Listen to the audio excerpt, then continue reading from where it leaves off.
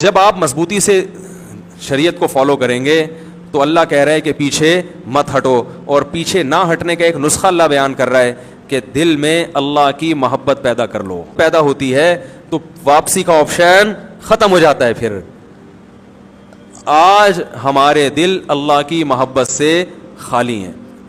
کتنی محبت پیدا کرنی ہے؟ یہ جو مٹی کے پیالے والی برتن والی بات ہے, پھر میں جمعے کی نماز کے بعد جس نے بیٹھنا ہوگا بیان کر دوں گا, تاکہ یہ جو میں بات کرنا چاہ رہا ہوں یہ کمپلیٹ ہو جائے.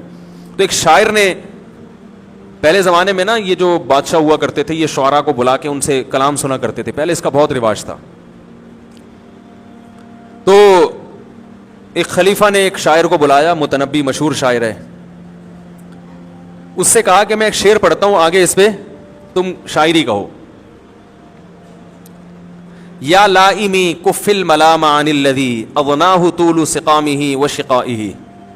متنبی بڑا مشہور شاعر ہے, 3 یا 4 صدی ہجری کا, آج سے تقریباً 1000 سال تقریباً ہو چکے ہیں. اے مجھے ملامت کرنے والے, کف الملام عن الذی, اس آدمی کو ملامت مت کرو, اغناہ طول سقامہ و شقائہ, کہ جس کی بیماری اور محبوب سے دوری نے پہلے ہی اس کو لاغر کر دیا ہے. جب کسی کو عشق ہوتا ہے تو ملامتیں ہوتی ہیں نا, تو کہہ رہے ایک تو محبوب مجھے ملا نہیں ہے بھائی, اور ایک دوسری عشق کی بیماری بھی ہے, تو بیمار آدمی قابل ترس ہوتا ہے, قابل ملامت. بولو نا بھائی کیا ہو گیا, اتنی باتیں تو آپ کو پتہ ہیں. بیمار آدمی قابل ترس ہوتا ہے, قابل ملامت, اس پہ انگلیاں نہیں اٹھائی جاتی, اس کو تیمارداری کی جاتی ہے. تو ایک تو مجھے عشق والی محبت کی بیماری, اور اوپر سے محبوب ملا بھی نہیں ہے, تو ان 2 ٹینشنوں کی وجہ سے میں لاغر ہو رہا ہوں, تو تم ملامت کرو گے تو میں تو بالکل ہی غائب ہو جاؤں گا. بڑا زبردست شعر اس نے کہا کہ اب اس پہ آپ آگے قافیے ملائیں. متنبی فی البدیہی شاعر تھا, اس نے پوری نظم کہہ ڈالی. ہمارے حضرت یہ نظم اللہ کی محبت میں پڑھا کرتے تھے, یا لائم کف الملام عن الذی اغناہ طول سقامہ و شقائہ.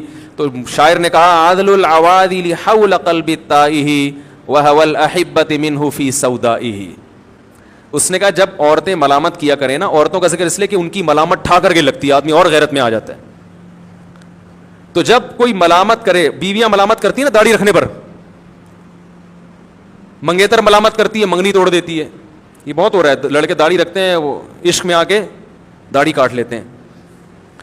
تو شاعر نے کہا کہ ان کو یوں کہا کرو, عدل العوادل حول قلب التا, یعنی تم اگر ٹھٹھرتے رہو گے نا کہ یہ ملامت کر رہے ہیں, میں تو پہلے بیمار ہوں, تو اور ٹھٹھر کے دبلے ہو جاؤ گے, تو پبلک باز آنے والی نہیں ہے. ان کو مت روکو, یہ کرتے رہیں گے. ان کو جواب دیا کرو ایک, کہ ملامت کرنے والیوں کی ملامت حول قلب التائہ, میرے پریشان دل کے ارد گرد گھومتی ہیں. وہو الاحبہ, اور محبوب کی محبت دل کے اندر سیاہ نقطے میں ہے, تو یہ دونوں آپس میں ٹکرا ہی نہیں رہی ہیں. تو میرے دل کی جو محبت ہے, جب ملامت جا کے لگی نہیں رہی ہے تو وہ محبت نکلے گی کیسے؟ تو تم اپنا ٹائم ویسٹ کر رہے ہو, اس کے علاوہ تمہیں کچھ بھی حاصل نہیں ہوگا. پھر آگے بڑی زبردست بات کی, یشکو الملام الی اللوائم حرہ ویصد حین یلمن عن برحائہ. کہا یہ بھی کہہ دیا کرو ملامت کرنے والیوں کو کہ تمہاری ملامت جب میرے دل کے قریب پہنچتی ہے, اندر تو جاتی نہیں ہے, اور جو محبوب کی محبت ہے وہ اتنی گرم ہے کہ ملامت ان کی گرمی سے پگھلنے لگتی ہے, جلنے لگتی ہے, واپس جا کے ملامت کرنے والیوں کو شکایت کرتی ہے کہ کدھر بھیج دیا تم نے ہمیں, دوبارہ نہ بھیجنا. بہت مشکل ہے میرے بھائی. تو ہے تو یہ دنیا کی محبت میں, لیکن اصل میں اللہ چاہتا ہے ایسی محبت کرو مجھ سے, کشتیاں جلا دو, اس کے بغیر دین پر چلنا ممکن نہیں ہے. اگر یہ کہو گے بیگم بھی خوش رہے, ابا بھی خوش رہے, اماں بھی خوش رہے, پڑوسی بھی خوش رہے, باس بھی خوش رہے, اور میرا دل بھی خوش رہے, کوئی بھی خوش نہیں ہوگا, اور اللہ کی ناراضی کا عذاب الگ. ایک دفعہ کشتیاں جلا دے ایسی کی تیسی, لٹکے ہوئے آدمی کو دنیا میں کبھی سکون نہیں ملتا. ایسی کی تیسی جاؤ, جس نے جو بولنا ہے بول دے. میرے بھائی جب تک یہ صفت پیدا نہیں ہوگی, نبی نے ارشاد فرمایا ذاق طعم الایمان من رضی باللہ ربا وبالاسلام دینا وبمحمد نبی صلی اللہ علیہ وسلم. وہ شخص ایمان کی مٹھاس چکے گا جو کہہ دے کہ میں اللہ کو اللہ مانتا ہوں, محمد صلی اللہ علیہ وسلم کو رسول, اور اسلام کو دین, یعنی ڈٹ جائے گا بس یہ ہے میرے. تو جب تک یہ کیفیت پیدا نہیں ہوگی, آپ نے فرمایا اسلام کی مٹھاس محسوس نہیں ہوگی. پتہ چلا اسلام میٹھا مذہب ہے. یہ جو میٹھے میٹھے مدینہ کرتے ہیں ایسے تھوڑی کرتے ہیں, یہ یہیں سے تو لیا ہے انہوں نے. اسلام میٹھا مذہب ہے, اس کا ذائقہ ہے, مزہ ہے اس میں, لطف ہے, لیکن یہ لطف اس کو حاصل ہوگا تو کشتیاں جلا کے اسلام کی طرف آئے گا.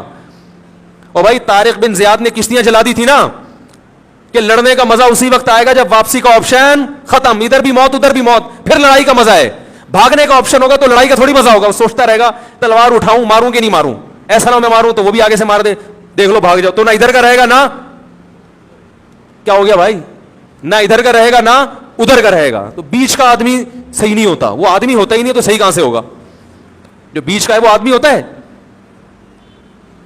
تو عجیب حساب ہے. تو آج 99% مسلمان جو ہیں وہ اسی لٹکی ہوئی پوزیشن میں ہیں, لڑکی نہ ادھر ہو رہے ہیں نہ. میں لوگوں سے کہتا ہوں یار تم انگریز کی طرح عیاشی کر لو, اگر کہیں کرنی ہے تو دنیا تو مزے اڑا کے جاؤ نا, پھر آخرت میں بھگت لینا. نہ تم دنیا کے نہ آخرت کے. انگریز کی ٹھکائی ہوگی, وہ کہے گا چلو آخرت میں ٹھکائی ہو, دنیا میں لائف کو